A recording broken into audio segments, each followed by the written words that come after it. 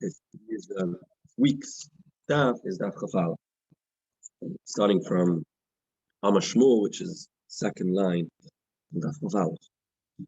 Discussion revolves around basically there's two psukim. One pasuk says in Parshas Emor, pasuk says the Seret lo nefesh le'sinu b'vsarchem, you're not allowed to wound yourself.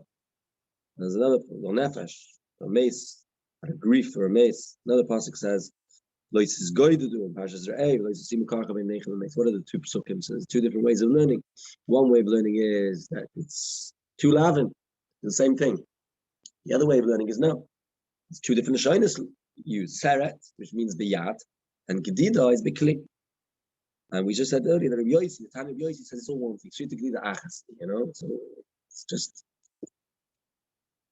Now we have Shmuel. Shmuel says that also, Yvonne explains, he uses lashon masar b'kli chayv, which means to say that you chayv two. If you use a kli, you chayv two. The same thing would be if you use biyad. But if you use a kli, you chayv two, both for srita and for gedida. More asks, Bryce says otherwise. The Bryce says the street is biyad gedida b'kli, and you wouldn't get two. You only get one. So the Gemara says you're right. It's Makkos to know him.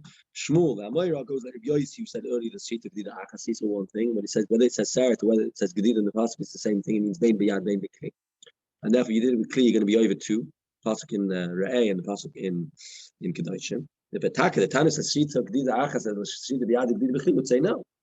One lav is for the yad, and one lav is for the kli. And Shmuel goes like Rabbi Yossi. Okay.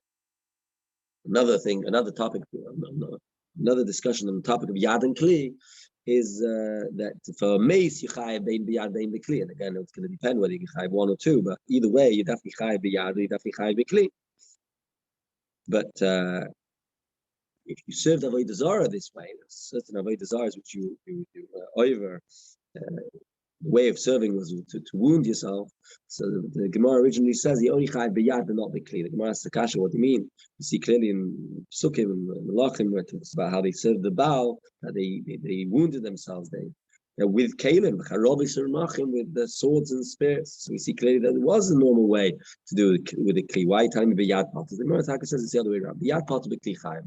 I just want to point out that the way we explained it back then, and I believe it's in the Rivan as well, is the way Taisus understands the Rivan, is that the if it's the kli chai, but biyad is always part of, it's totally part of it. It's not the avodah b'chlal. It's not the way of serving any avodah zarah. It's not called a serving avodah zarah just because you decide to do that. That's part of it. The kli chai, it depends. If the derech avodah b'kach, you can be chayv skila mamish, and if it's not derech avodah b'kach, then it's still considered the lav of loisa all day. Okay. So then we move on to talk about the beard shaving, the payas, and we just say that Rav Sheshes basically made a demonstration to show it on his face and on his chin exactly where these corners are, which are chayav for cutting. Okay. Then we move on to Rabbi Lazar says that you only chayav one malchus, even if you took all 5 corners at the same time, you only can chayav one. What about which instrument you need to be over? You need to use, in order to be over the lav of shaving your beard. So the pasuk, so the Mishnah said, Machlokes, the Tanna Kama says it has to be a razor, tar, and I believe Rabbi Lazar says no, it could even be melakit or hitni, which means in English they translate it as pears. It's something you smooth the wood with. So what's going on over here? First of all, we explain the shit of the Tanna Kama. The shit of the Tanna Kama is based on the fact there's 2 psukim. Okay, one pasuk is by Klein in Parshas Emor, and there the pasuk says, okay, don't shave your beard, corner of your beard. There's another part of Parshas Kedoshim which applies to all Yidden, where it says lo yisashches, don't destroy. The Gemara elsewhere says as a gzeir shav, it says payah here, it says payah there, that whatever applies to one applies to the other. So it says the Gemara basically like this, that shaving yigalechu sounds just like cutting. If you use scissors, you would also be over. So if it just said lo yigalechu, I would think scissors is also included in the land. Because it says in another passage, lo yisashches, destroying, scissors isn't called destroying. Okay. So now what happens if the Torah would have only said don't destroy? I might thought that with pears, with something which you've destroyed the beard, even though it's not the normal way of cutting your beard, like the lack of the hidden, you're going to be chayav. So that's why the passage says lo yigalechu, which teaches me it has to be the normal way of shaving, and therefore the only situation has to have both qualities. Giluach, that's the normal way of cutting your hair, but also destroys the hairs, which is the rays of the tar. That is how we understand the Tanakam. Combination of Leig Alechu and Loisashkis and the Zigzag Shabbat, one to the other. We apply the dinner which are by one to the other. We don't say that Kainim have one, then Yisroel have another dinner. It has to be Hashchos and it has to be Giluach. Now the question the Gemara addresses now, what about Rabbi Lazar? Rabbi Lazar expands the Isser of shaving one's beard, not just to a tar, but also the lack of the question is what's going on. If he learns the Gzeir Shabbat, so then it should only be a razor. The lack of the Rinti shouldn't be included because the lack of the Rinti might be Ashchasa, but it's not Giluach, it's not the normal way of cutting one's beard. And if he doesn't learn the Gzeir Shabbat, so then you have two separate psukim. One says Giluach, and one says Ashchasa. So therefore, the passage which says, at least by Koinim, which says Lo Yigalechu, should include Misporayim. At the very least, Koinim should be able to should be prohibited. It should be also for them. It should be allowed for them. It should get Makkos if they cut their beard with scissors. And Rabbi Lazar doesn't say that. So what's going on? Does he learn the Gzeir Shabbat or not? If he learns the Gzeir Shabbat, he should either raise a wife and lack of Rinti, also a problem. And if he doesn't learn the Gzeir Shabbat, then scissors should also be a problem. Because the scissors is Giluach. So what if it's not Ashchasa? We're not comparing one to the other. It says one passage to the other. So the Gemara says no, he does learn the Gzeir Shabbat, but he holds that the lack of the Rinti is still considered Giluach. Using pears to cut your beard is still considered Giluach. Okay. That is the discussion for the previous Mishnah. Now we move to the next Mishnah. The Mishnah talks about tattooing. Now, tattooing is where you take ink, you put it on your flesh, and then you make holes, you make a wound in your flesh, and the ink sinks into the flesh, and it stays there for a long time, or the Ravon says la'olam, forever. And that's the love of what the pasuk says in the Serol Nefesh Le'Siddur B'Psachim U'Chsoivas Kaka Lo Siddur B'Chaim. Chsoivas Kaka, a writing of Kaka. Kaka is to make a hole. So says the Mishnah that you have to do both. You have to write and make the wound. If you write and you don't make the wound, or you make the wound and you don't write, you don't chayav. You need to do both. And there has to be something which has the sun, or something which ink, something which stays. And then we finally have. At the end of the Mishnah, we have the shit of Reb Shimon. Reb Shimon, when you hold the name of Reb Shimon, it says that you only chayav malchus, not for any k'soivus kaka, only if the message it has to be a specific message in the tattoo. It has to be a shay, and it has to be a shay. I was going to discuss what this is. The Gemara Taka says what's pshat, and the Gemara originally thinks it means you have to write Hashem's name or Ani Hashem. It says no, that's not Hashem. It means rather it means Shem Avodas Kichav. It's learned out from the fact. It says don't write anyone else's name. And then we have a Gemara about Malkia who says that this is the Rabbanon putting Eif and Makla down in Makkos, good ashes on one's wound, even though it's not a tattoo, but it looks like it stays for a while. So it's a sign of Chsevis Kaka. Okay, we're going to really skip the next Gemara. It's a little bit too technical for the review, but basically, in short, there's a machlokes to Rav Nachman and Rav Papa about different statements from Malkiah and Malkiah said, and how we know what it is. And Rav Nachman said the one is Shvut Shvachas Gumas, Rav Malkiah said Lo Yisei for Makna Gevina. And one's from Malkiah, one's from Malkiah. Rav Papa says the clouds whether they're discussing what it says in the Mishnah Brisa, then it's from Malkiah, and it's Shmites from Malkiah. Okay. What the Nafkamina Shvachas, okay. Then the Gemara continues by saying that Rabbi Babaya was makbid even to the slisa, even a very small Makkos shouldn't put a for makla on it.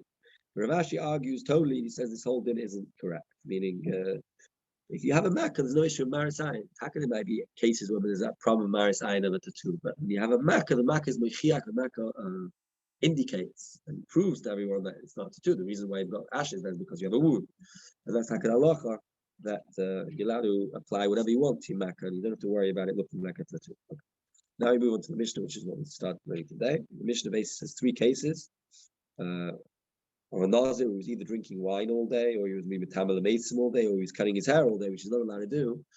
And we say, you get multiple acts, right? So you get multiple malchus or not? So the answer is depends. If there was hasra for each one, then you get multiple malchus, and if there was one hasra, then that, in fact, he does multiple acts later, you can't get multiple malchus, and he just gets one. And then we say a similar thing with regards to a regular person who's wearing kilayim, who keeps on taking off kilayim, putting it on. At least that's how we understand the Mishnah at this stage. That he depends. If there's one hasra, so then He only gets one Malkus. If there's multiple Asra'is, then you can get Malkus for each and every act, which was preceded by Asra. That's the first half of the Mishnah. The second half of the Mishnah is the case where the Mishnah counting out that someone can plow a field and get 8 lavin at the same time. How's that 8 lavin? So the Mishnah explains, you're being choyrish b'shoy v'chamor, which is kilei behemo. You're not allowed to plow the shoy v'chamor together. You're the hekdesh. Ravon explains 2 different pshatim. Let's just say for the moment they're both b'choyer. It's the second pshat in Ravon, I believe. So there's a b'choyer shoy and a b'choyer set. Even though it says shoy v'chamor, but Dafka means 2 different types of animals. So you're doing shoyer v'chamor kilei behemo. Behemo dasha means it's having enough for both a shoyer and a seh, which is a b'choyer. It's kilayim b'karim. What you plowing kilayim. Where we'll explain what's the lav over if you're plowing. I mean, the lav is sotchel loy or not. To sow kilayim, we'll see that in the Gemara. Kilayim b'karim. It's shmita as well. You're not allowed to plow during shmita. It's yomtiv. You're not allowed to work on yomtiv. It's a kohen and it's a nazir who's plowing in the basic forest. So it's kohen. Nazir not allowed to become tummy. That's how you get to 8. Chanani ben Chachiloi says there's also. You can find a night if the guy who's wearing shat. That's like, what do you mean? What's that connection? That's not text. It's just a separate thing which isn't connected to his plowing. And he said back, well, nor is being in the basic forest integrally connected to the plowing. Okay, that's a side discussion. Then the Gemara basically says 3 shittas of going back to the case of Klein that you even multiple malchias. 3 shittas of how this can be.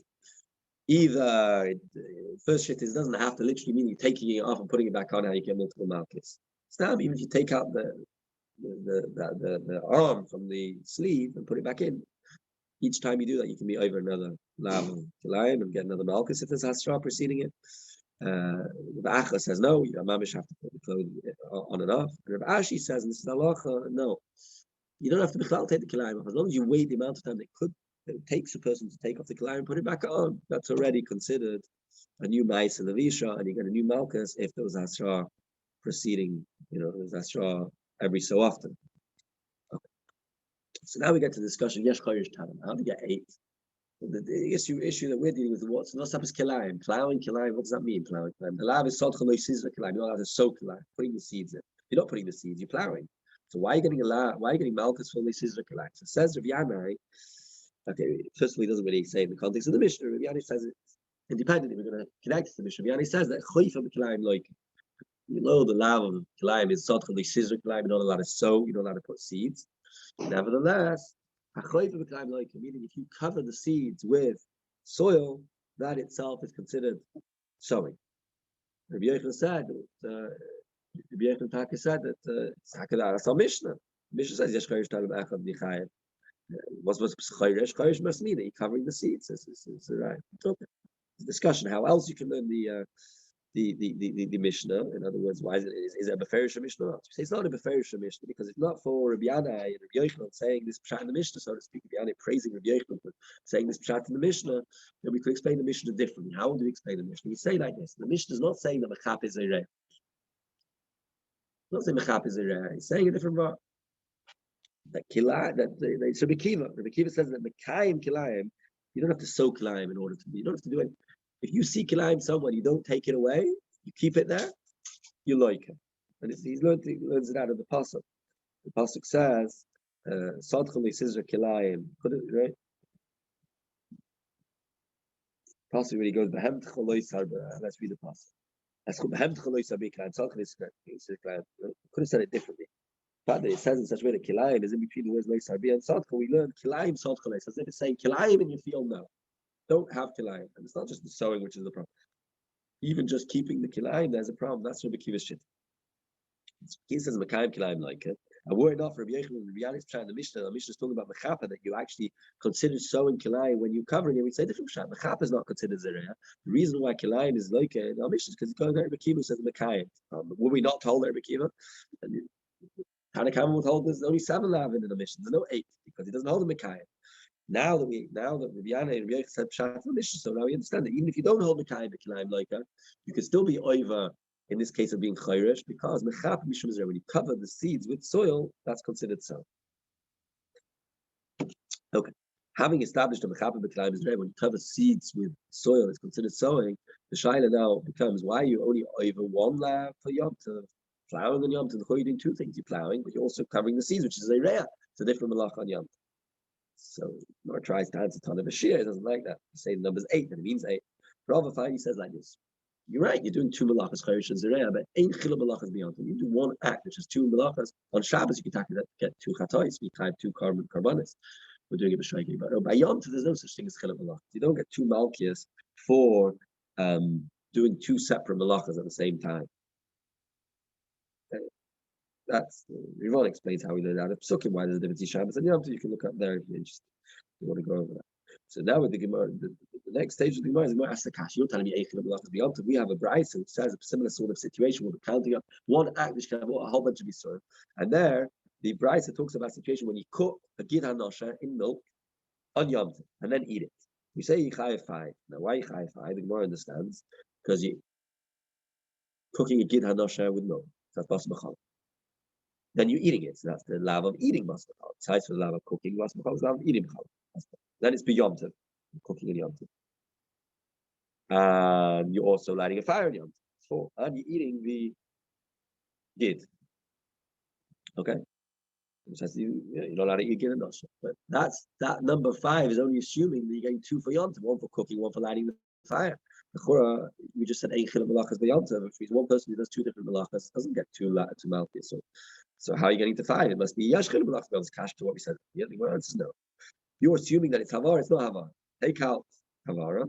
And Taka say that you're talking about cases of Gid Hanosh of Nevela. Which means to say, besides for eating the Gid, you're also eating Nevela, and that's the 5. So that would be very nice. The number 5, the Gemara asked the Kasha, the Chia learned this price, and he explained that the price comes out that you like a 2 for eating and 3 for cooking. Didn't go into how, but he says 2 for eating. And if we say, and that would be very nice if we understood it to be Havara and Bishul B'Yamta, being 2. And then it's Bishul Basa B'Chalos, it's 3. But if you say now that Avar and Bishul, you're not over 2, and the only reason why the extra 5th Malchus is for Gid HaNosha Shal Nevela, so then it comes out, it's not 2 for eating and 3 for cooking, it's 3 for eating and 2 for cooking. Gid, the eating is Gid, Nevela, and eating Bas B'Chalal. And the 2 for cooking is cooking Bas B'Chalal, cooking Yom. It's just, so how can Rabbi say it's 3 for cooking? So what says you're right. Take out, go back. And instead of Havara, instead of Nevela, say that you're burning Atzi Asher. Your fuel for your fire is wood of an Asher, which you're not allowed to have enough from. It says, well, you're not allowed to have enough for this. And else is good and fine. You have 3 for the Bishul, cooking on Yom Tov, cooking Bas B'Challah, and cooking with Atzi Asher, and 2 for eating, which is the Gid and the Bas B'Challah. The Chi is fine. The Gemara says that would be fine. If so, you've got another level. You're not allowed to bring abomination into your home. You're not allowed to bring these wood into your house. Having it in your home, you're being overly say. So the problem with that is you'd have too many. You would have 6, not 5. How do you get? Yeah. So therefore, the Gemara is chayzin. The Gemara says we're talking about case where it's not cooking with Atzeh, cooking with Atzeh Hagdash. You're going to have a pasuk. The pasuk says Vashrei is from the Eish. You should burn Asher trees on fire. And then it says Lo Yisaz Ukein Hashem Ukein. Don't do this to Hashem, which teaches me that Atzeh Hagdash you're not allowed to use for fire. You're not allowed to have more. Okay, we'll stop over here, and we'll see you all as Hashem next time.